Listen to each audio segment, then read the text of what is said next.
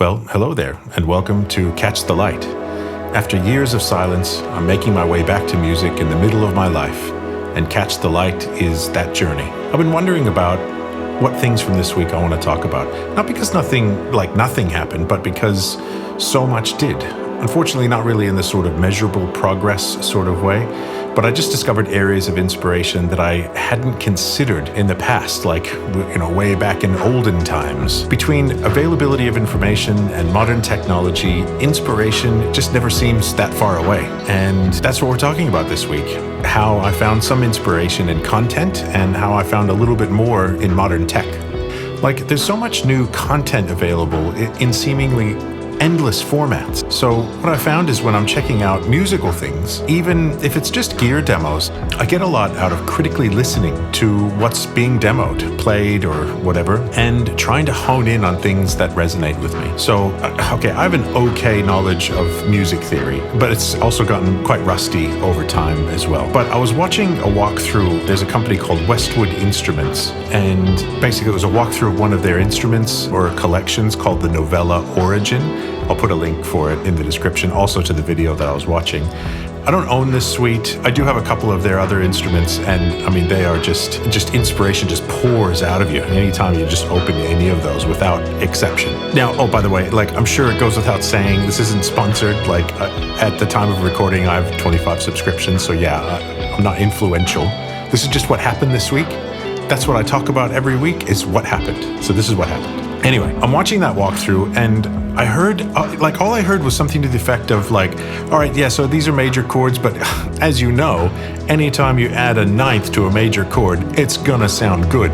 He said it probably better than that as well, but I just opened up one of their instruments, I played a major ninth, and I just was like, oh, so there's that. That's awesome. And what's funny is I've played that chord, I've written so many songs with those chords, but on guitar with heavy, distorted, full-on metal songs, and it just turns your normal power chord into this really awesome, extra next level thing. So for guitarists out there, it's basically like a 5-chord, your basic power chord.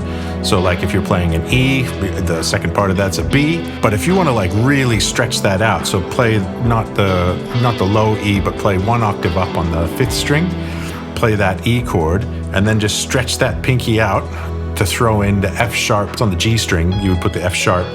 Anyway, it's just like a super power chord. It's not just a power chord, it's a super power chord.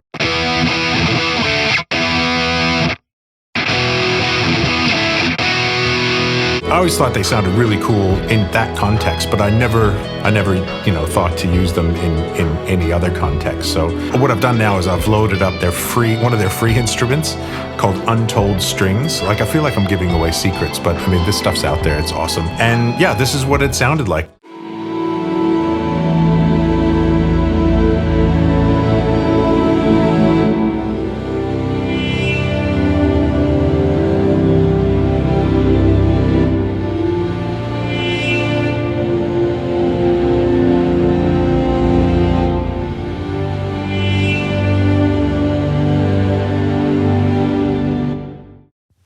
Okay, so next up is the other source of inspiration for this week.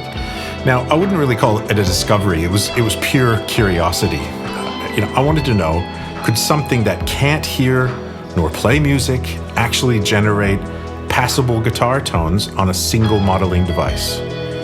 I dabbled with this a few weeks ago using plugins in Logic, which is the recording software that I use.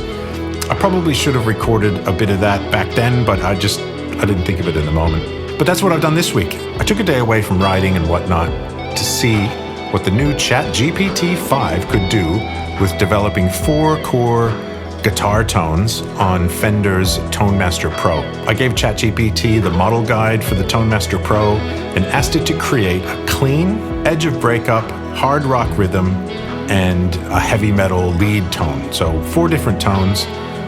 Give me all that. So I asked her for the full signal chain information, every effect pedal, every setting on every device, up to and including the microphones used on the suggested speaker cabinets, and those microphones' positions.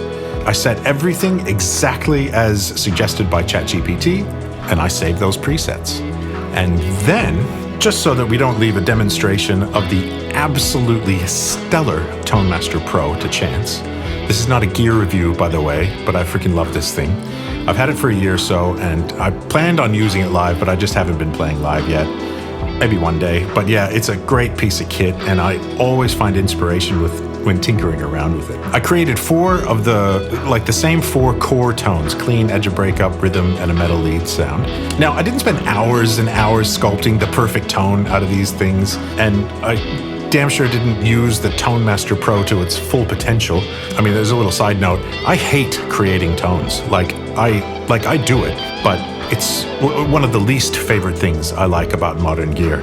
I whipped up my version of what I think was pretty good for those 4 tones.